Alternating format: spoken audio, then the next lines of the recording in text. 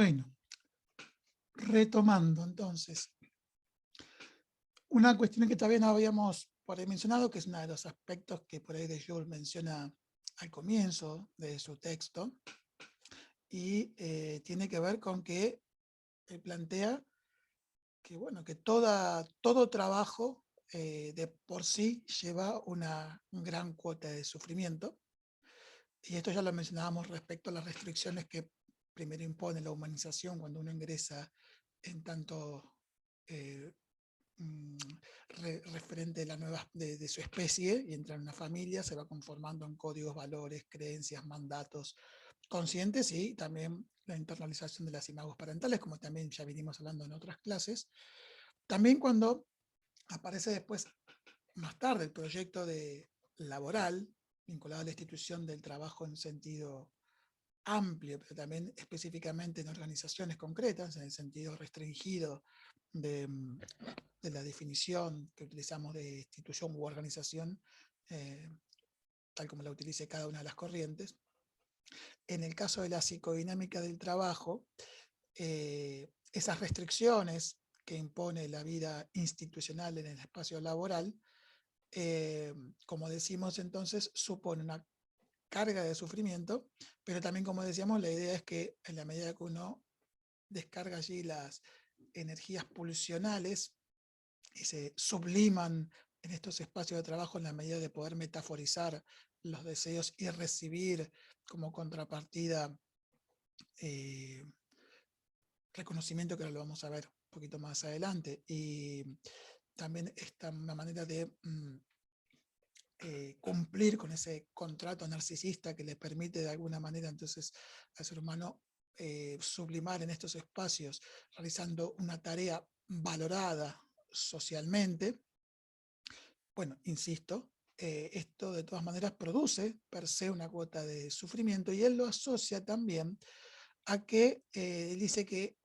todo trabajo siempre implica primero el fracaso, ¿no? Entonces, siempre cuando uno lleva a cabo una tarea, por más formado que esté, se va a encontrar con, a partir de la naturaleza del trabajo, siempre se va a encontrar con eventualidades, dificultades, tensiones, novedades, ni hablar de la pandemia, ¿no? Como ya venimos trabajando, que más allá de que haya sido ya un fenómeno que esta pandemia en particular hace más de un año, sigue planteando dificultades, sobre todo además vinculadas al agotamiento. Pero entonces dice también de Jure que de alguna manera el trabajo, sobre todo en estos tiempos, permea nuestras subjetividades, o sea, sobre todo aquellos por ahí profesionales o trabajadores de oficios muy comprometidos con su tarea, que también tienen allí puesto fuertemente su ideal. Lo laboral no finaliza con la finalización, para la redundancia, de la jornada de trabajo. Generalmente el trabajo continúa de alguna manera, para bien y para mal, también en nuestras mentes, en nuestros pensamientos, en nuestros imaginarios, en nuestras ideas, y sobre todo, dice, como dice de Jure, trabajar es ante todo fracasar, pero a partir de esos fracasos es que los y las trabajadores y trabajadoras también generan invenciones, nuevas creaciones para resolver esas situaciones que luego se pueden mantener, si son exitosas y eficaces, sostenerse en lo cotidiano hasta tanto vuelvan a aparecer nuevas dificultades, pero al mismo tiempo, como decimos, también tiene efectos no solo en la subjetividad, sino también en la psiquis, en relación a generar satisfacción. Entonces, de alguna manera, podríamos decir que esa cuota de frustración es la que permite, de alguna manera, también el avance y el ejercicio de la creación, ¿no? En condiciones donde la institución obviamente permita desarrollar la tarea. No estamos hablando de instituciones, como diría Clot, un autor que ahora no estamos viendo, que también incluso instituciones paradójicamente a veces impiden que se realice la tarea. Estamos acá hablando de instituciones que, más allá de las dificultades, permiten desarrollar la actividad, y en ella todos los trabajadores y trabajadoras en diferentes grados, en función de su historia, de su estructura, de su formación, etcétera, etcétera, van poniendo un poco de esa creatividad. Y acá se vuelve de alguna manera, en tanto profesión u oficio, o disciplinas, es justamente donde retomamos con el aspecto anterior de las reglas. En tanto, en conjunto, como decíamos, un conjunto estable en el tiempo, de un grupo de trabajadores, de en general la misma disciplina o disciplinas afines, se dice de ellos de alguna manera es que esa producción de reglas es autoprescripta. ¿Por qué autoprescripta? Como ya decíamos, porque no son aquellas que están planteadas desde la tarea prescripta por la institución. Por eso acá ahí les hago resaltado de que es la manera que tienen de interpretar esa tarea prescripción estos grupos para poder desarrollar su tarea acomodada a las necesidades e incumbencias de la profesión y también al contexto y a la realidad institucional. Y acá cuando habla de acuerdos normativos, no estamos hablando justamente de que algo que aparezca escrito en la institución sobre todo, sino que lo normativo tiene que ver con algo más jurídico, lo legal, lo que tiene que ver con los pasos a seguir, por ejemplo, como también podríamos decir, cómo reinterpreto el horario de trabajo, que por ejemplo, si se trabaja de lunes a viernes de 8 a 14, quizás el grupo decida, porque es más pertinente la tarea, porque también por ahí hay otros trabajos, son doble trabajo y llegamos tarde, pero es cuál es el momento de la mejor manera de trabajar, y por ahí entramos el lunes 8:30, pero nos quedamos más tiempo después de hora y nos recuperamos porque de alguna manera, como no nos controlan esa parte, podemos de alguna manera manipularlo al horario, o también con acuerdos con las autoridades, pero, o por ahí, bueno, cómo nos distribuimos la carga horaria durante la semana, entonces venimos 3 veces por semana y los otros 2 días nos mantenemos en contacto vía tecnología, o puede ser también con métodos de trabajo, ¿no? Cómo es, qué se hace primero, qué se hace después, si primero empieza la semana con una reunión de equipo, de cuánto tiempo, si ahí se expone determinadas situaciones significativas de la tarea que todo el grupo, todavía no vamos a llamar colectivo, el grupo colabora en la resolución de esa situación o lo toma al mismo tiempo como algo a discutir en la profesión. Bueno, el punto es que cuando varias cuestiones vinculadas al horario, al método de planificación, a cómo se estudian las situaciones, si además cada tanto tiempo la idea es escribir un artículo para ser presentado en alguna jornada, si también forma parte de su normativo que alguien del grupo cada tanto debe articular con otras instituciones o también traer nuevo material de lectura para actualizar la disciplina, etcétera, etcétera. Y eso es algo que se da ese propio grupo y ya se establece, como les decía, por norma, en tanto puede ser por día, por horarios, por temporalidad, en algún espacio en particular, o con los métodos, etcétera, con lo epistemológico, con lo metodológico, con lo teórico conceptual, etcétera. Eso es lo que se denomina reglas de trabajo.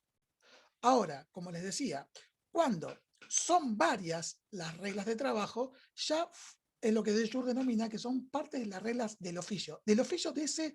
grupo en particular. Y es ahí cuando este grupo se convierte en colectivo. Y él lo plantea bien, porque por ahí, si hay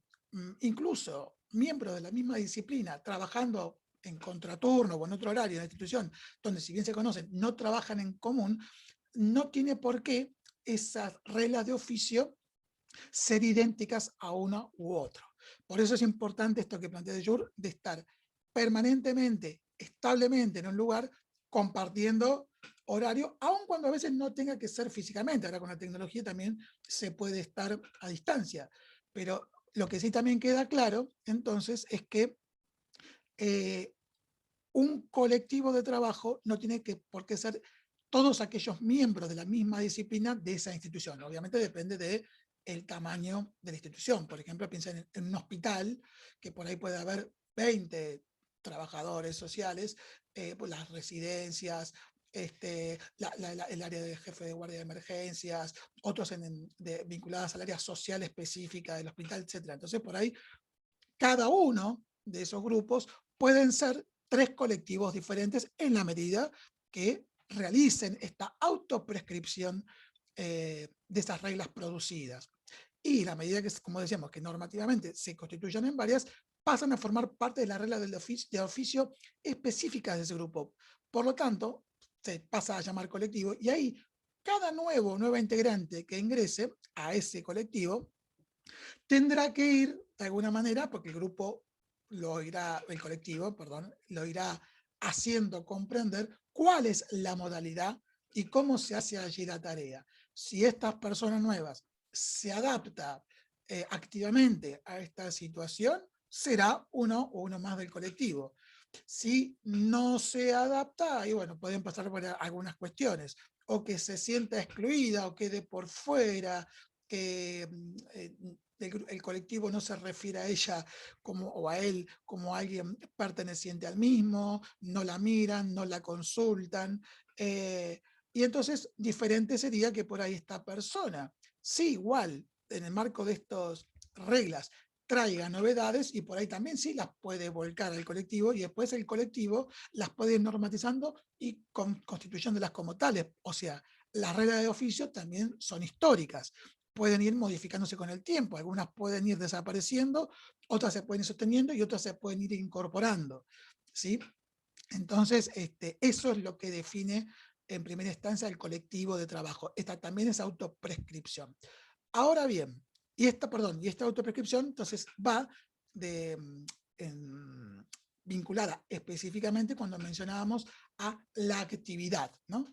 No la tarea prescripta, sino lo que de jure menciona como la actividad, lo que se hace. Y lo que se hace deviene, si es un colectivo de reglas, va a tener, como reglas de oficio, va a tener directa relación con lo que se produce a partir de las reglas producidas para el trabajo. En el caso que no haya colectivo de trabajo, dijimos que hay grupos o trabajadores, bueno, también está la actividad, es decir, también está lo que se hace. Lo que puede diferenciar es que uno pueda tener claro qué se hace allí, pero también puede quedar claro que no se han constituido colectivos de trabajo. Y esto no quiere decir que no se trabaje y hasta que no se trabaje bien. Pero en términos de jure, queda claro cuáles son las características que debe tener un grupo para convertirse en colectivo de trabajo o para dejar de serlo. ¿Sí? Ahora bien, justamente estos colectivos de trabajo suponen entonces, en general, también formas de cooperación. Y acá está interesante lo que de Jure plantea, que muchas veces para cooperar y que haya un equilibrio, un balance, en algunas situaciones, muchas veces aquellos que por ahí, vuelvo a decir, por su estructura, por su expertise, por su trayectoria, tienen un bagaje muy importante que si fuera desplegado en toda su dimensión, quizás podría inhibir a otros miembros, esos miembros sentirse como medio por fuera porque es como inalcanzable de esa persona que lo ejerce de esa manera, por personalidad, a veces no tiene que ver solamente por saber, puede ser por personalidad, por distintas características. Entonces, pensando en el colectivo, muchas veces hacer consciente estas situaciones, reconocerse en esas situaciones, tenga que ver muchas veces con renunciar a determinadas características personales en función de la obra común. Él, de Jure, plantea muy claramente el ejemplo de la música, donde hay, y esto es así, donde hay de repente músicos que tienen un caudal, por ejemplo, en los vientos, tienen un caudal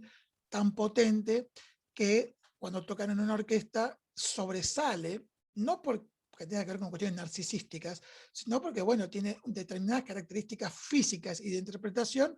que su sonido sobresale por el resto. Claro, tocando con pocos músicos o siendo un instrumento solista de ese instrumento, por ahí genere armonía en ese conjunto. Pero cuando están tocando una nueva orquesta, eso desequilibra, desfasa, hace de hecho sonar mal a esa orquesta, aun cuando esa persona sea un talento. Entonces es muy importante, también quien coordina, quien dirige, pero bueno, acá estamos hablando también de la suerte de autoconciencia, es darse cuenta que muchas veces para que la obra común tenga éxito y sea eficaz,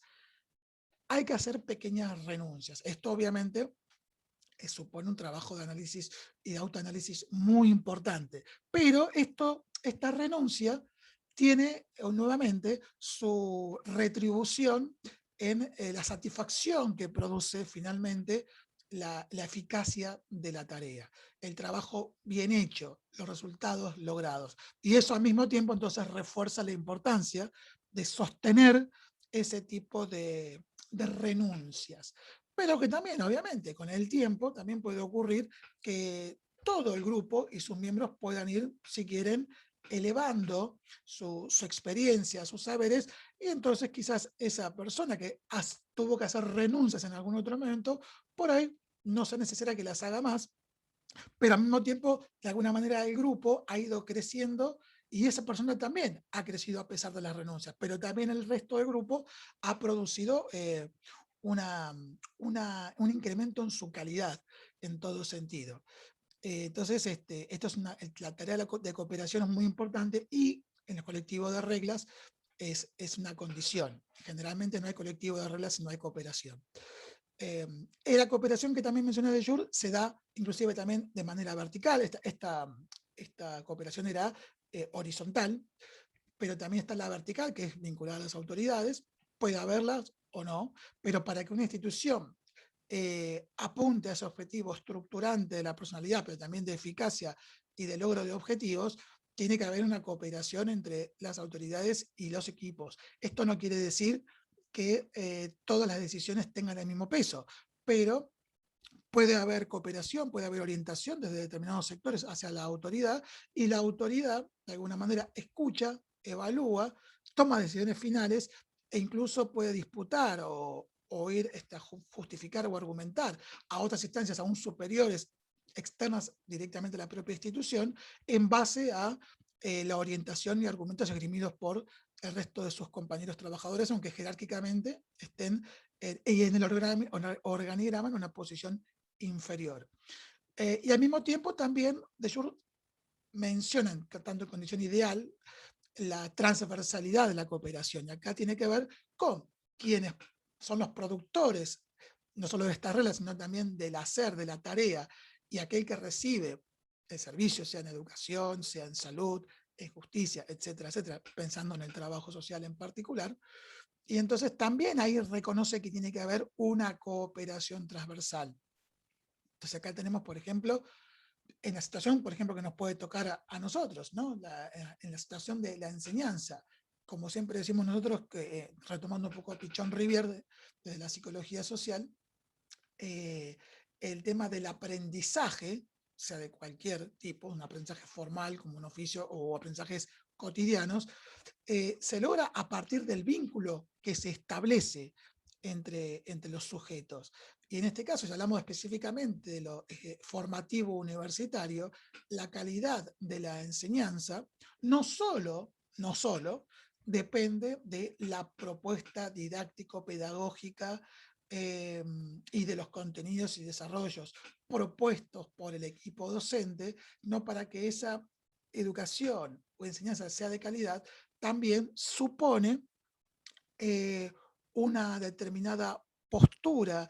como le ponemos en nuestro programa, por ejemplo, de lectura, participación crítica, ¿no? Fundamentada, argumentada, donde permita correrse a la educación de una, digamos, comunicación unilineal y de mera transferencia de conocimientos para hacer una construcción colectiva, si se quiere, del conocimiento. Si lo llevamos también al ejemplo que mencionábamos del centro de salud, cómo se acercó el centro cultural al centro de salud, ahí en el barrio del Once y Abasto, en la ciudad de Buenos Aires, obviamente también, si hablamos de la salud comunitaria, y está definida como tal, si es comunitario, supone entonces que la salud no es solamente aquella que impone el deber ser a partir de consensos realizados de qué es, cuál es la relación idónea entre proceso de salud y enfermedad, sino que también justamente junto con la población destinataria que está en el territorio de ese centro de salud, que se construye esa salud. Entonces también tiene mucho que ver cuando decíamos, una vez que se han acercado estas madres, que se reconstituyó el vínculo con determinados profesionales para que accedan a la salud, también, por ejemplo, esas madres que llevaron a sus niños pueden ser a partir de ahora las referentes que permitan identificar otros miembros de la población, para que se acerquen a la institución y hacer valer también esos derechos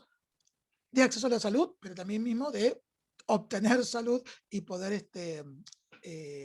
llevar trayectorias vitales vinculadas a esa salud, ¿sí? Entonces, dio como ejemplos de cómo sería, de alguna manera, una cooperación transversal en el trabajo. Obviamente, estos son condiciones ideales. Y entonces, por eso, de Jure concluye de alguna manera que el colectivo de trabajo, dice él, no solo, digamos, implica la posibilidad del logro de los objetivos de la institución, de los objetivos de la propia disciplina, de esto de generar satisfacción en la tarea, sino que él va más allá y dice es un medio extremadamente poderoso para luchar conjuntamente contra la locura, justamente porque lo que venimos mencionando también, ¿no? Aquellas instituciones que fragmentan el trabajo, que llevan al sinsentido a lo que realizan los y las trabajadoras, que no permite que participen en la concepción de su tarea, que no pueda haber o obtener el conocimiento de los procesos de resultados, que no solo se fragmenta la tarea, sino que se fragmenta su psiquis, que empieza a generar vínculos conflictivos, de maltrato entre pares, entre autoridades, inclusive desde la población destinataria, recibiendo quejas, demandas, hastío, agotamiento, etcétera, etcétera, como veníamos mencionando. Y también decíamos que eso puede llevar en primera instancia a no solo agotamiento físico, sino también algunos problemas físicos, o como vamos a ver en un ratito, también hasta inclusive actos fallidos, conductas fallidas como adicciones, ¿sí? Lo que se llama la privatización del sufrimiento, y en algunos casos entonces produce, ante determinadas crisis, quiebres en la salud mental. A eso es un poco a lo que se refiere de Jure en este punto. Pero, como de Jure tampoco come vidrio, como el resto de los corrientes y referentes que venimos trabajando, cuando esto no ocurre, la cooperación no se da espontáneamente, en el sentido de que no está inclusive pensada racionalmente por los propios trabajadores, la institución lo permite, el dispositivo de intervención, una vez pasada la fase de investigación, propone justamente la constitución de espacios de deliberación si es que no existen en la propia institución. Y es ahí, en esos espacios resguardados, de alguna manera también respetando que todo aquello que se habla allí queda allí, es en el cual pueden todos las trabajadoras exponer eso que mencionamos de las astucias y las trampas, es decir, cómo cada uno hace lo que hace para que la obra pueda estar bien hecha, y cómo para la misma situación, por ahí quizás cada uno de los trabajadores implementa métodos diferentes. Bueno, justamente en estos espacios de deliberación, cuando los colectivos no se han constituido, lo que buscan de alguna manera es, al mismo tiempo que se comparte, se analiza, cada uno reconoce esas astucias y trampeos de los otros y las otras, para finalmente ver de qué manera se pueden constituir, normatizar al interior de las disciplinas o de grupos, por banda horaria, etcétera, y constituir estos colectivos de trabajo que lleven a cabo esta actividad, y al mismo tiempo se constituyen estas cuestiones normativas de colectivo de reglas, ¿sí? Bueno, de alguna manera, entonces, es como para cerrar la primera parte de Jure vinculada a colectivos de trabajo, reglas de oficio, en el método de intervención. Y algo que también entonces interesante ahora pasar a ver si me deja acá la filmina, es algo también clave que reconoce esta corriente de la psicodinámica del trabajo. Lo venimos mencionando de la primera clase, cuando decimos y retomamos esta frase que siempre nos decía María José Acevedo, nuestra ex adjunta de cátedra, que uno en realidad no trabaja, podemos agregar entre paréntesis, no trabaja solamente por lo material, es decir, el salario, sino que trabaja por el reconocimiento. Y entonces, si hablamos también en esta situación de cooperación entre autoridades o cooperación transversal o cooperación, perdón, sí, transversal con la población destinataria, con cooperación entre pares y cooperación vertical con las autoridades, acá también, en esas también va las posibilidades de existencia o no del reconocimiento. El reconocimiento no se trata de solamente un mero acto de un discurso donde alguien te diga qué bien lo que haces, o te da una palmadita, o te felicito, y no se genera ningún cambio, transformación concreto luego en la institución. Cuando uno habla del juicio, de lo que el reconocimiento de las autoridades hacia el grupo colectivo de trabajo, el grupo de pares de determinadas disciplinas, pónganle en sus entrevistas de estas trabajadoras sociales para que ustedes lean en el registro si algo de esto es mencionado, destacado, o al revés, no destacado, sino por su falta, aparece desde las autoridades, se dice el juicio de utilidad de las autoridades. Entonces aquí está basado concretamente en si existe un reconocimiento o no a la tarea hecha y cómo ha sido eficaz o no. Entonces, si determinado sector viene llevando su tarea eficazmente, obtiene resultados, tal como el ejemplo que les mencionaba de esta creación del Centro de Atención a la Mujer de violencia, víctima de violencia de género, ahí cuando estas dos colegas fueron a hacer su propuesta de creación del centro, fueron escuchadas por la autoridad y no se les dijo solamente qué lindo que están interviniendo. Vieron y negociaron la manera de crear un centro en función de lo que estas colegas habían ido recogiendo como parte de su trayectoria, su experiencia en territorio, en tanto una temática general de lo social, pero que fueron identificando como un problema el tema de la violencia de género hacia las mujeres. Entonces, una forma de reconocer es avalar la creación, pelear o negociar con autoridades aún superiores la asignación de un presupuesto para la creación de ese centro. Ahí fíjense, también vinculamos con el subsistema económico, pero al mismo tiempo también basado en el subsistema epistémico, porque los fundamentos de esa solicitud están avalados por el estudio, la formación, la trayectoria, por datos concretos, con reconocimiento, y acá lo anudo también, ¿no? Porque el juicio de utilidad es también aquel que la población destinataria evalúa sobre la profesión en este caso. Entonces, ahí también la población destinataria que reconoce el trabajo histórico de estas colegas, también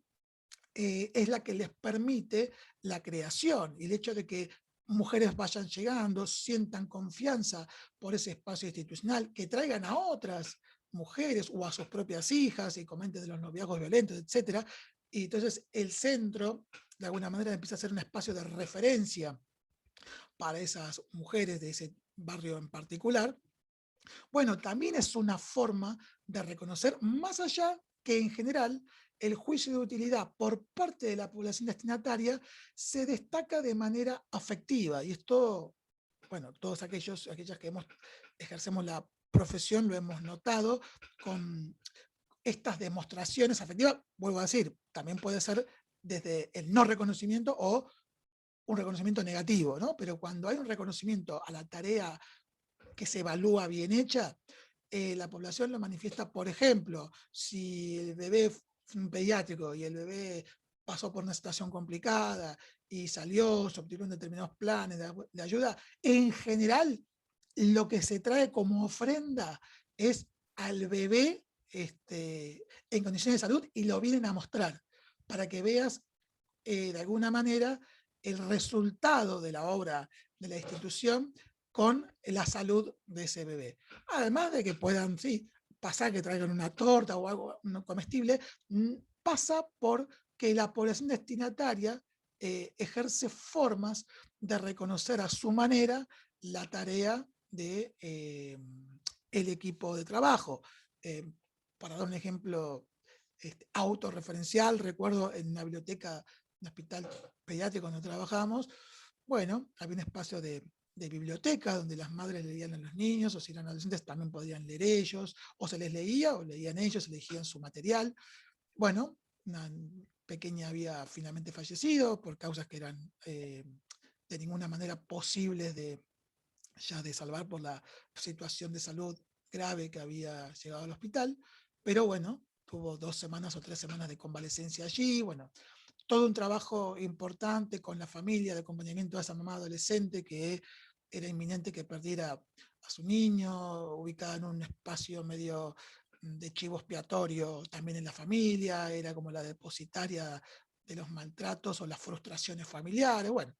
con el acompañamiento médico, con el acompañamiento del área social, de la dirección, inclusive del hospital, cuando ocurrió lo que era inexorable que ocurra, bueno, había quedado en la habitación unos libros y no estaban los libros. Bueno, en una condición como esa, ¿qué vamos a andar pidiendo? Por favor, tráenos los libros. Sin embargo, el tercer día vino la cuñada y me llenó y dice, disculpe, en la situación cuando llevamos todos, nos llevamos los libros y bueno, queríamos de paso comentarles que bueno, agradecemos la atención y de paso devolverles los libros para que otros chicos lo puedan leer. Esa también es una forma que tiene la población destinataria, no te puede dar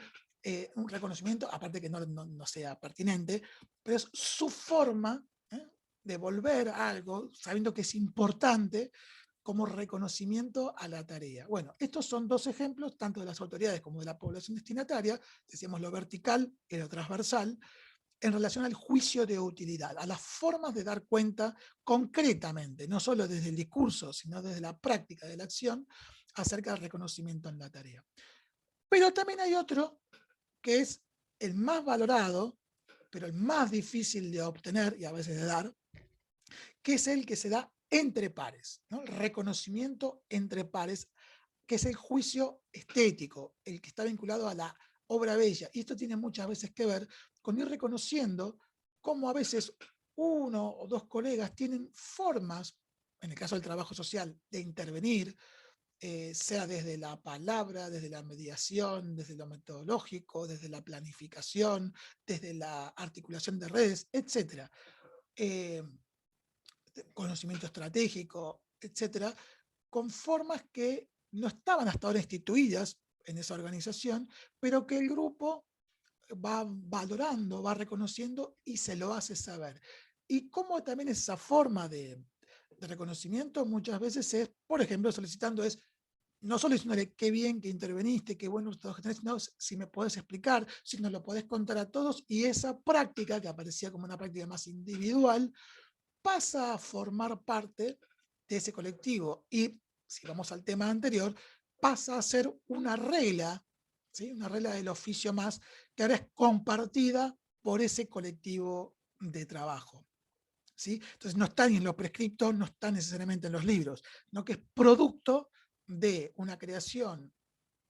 histórica de su formación, de su práctica, de contexto, y después también avalada colectivamente, que además puede inclusive embellecerla aún más. Bueno, este juicio estético, que se da siempre entre pares, es el más valorado. Y esto produce muchísima satisfacción, no solo narcisista, que la tiene, sino que produce satisfacción en la medida que lo que mencionamos siempre, que contribuye a dar cuenta que hay una cierta cercanía entre la fantasía y el logro del ideal, de la posibilidad en esa institución de metaforizar los deseos, de fortalecer la estructura de la identidad psicosocial en tanto trabajador o trabajadora profesional, y retomando a Mendel, esto también permite entonces no solo las posibilidades de mayores de generar acto poder, no los efectos psíquicos, ¿no? De tener mayor compromiso con la tarea, de tener mayor participación, etcétera, etcétera. Tiene muchos beneficios. Entonces, pongan también lo que es la balanza contraria. ¿Qué pasa cuando este reconocimiento no existe? Obviamente que si se trabaja bien y no existe reconocimiento, bueno, podrá haber cierto enojo o cierto fastidio, pero uno puede seguir trabajando. El tema es cuándo. Si además del no reconocimiento tenemos todos los efectos, como decíamos antes, de maltrato, violencia, además condiciones inadecuadas y precarias de materiales de trabajo, esto vinculado a las CIMAT que mencionábamos con NEFA, obviamente la situación se agrava y, bueno, produce sí una gran frustración y malestar que, como siempre decimos, entonces puede llevar a significados o el cuerpo significante, ¿no? Se empieza esto a manifestar en el cuerpo, en el cansancio, agotamiento, apatía, ganas de cambiar de trabajo, ya hartarse de estar allí, pero también puede tener consecuencias cognitivas y hasta mentales, que son las que vamos ahora también un poquito a abordar. Así que bueno, corto un poquito para que puedan descansar y ahora retomo con una nueva grabación.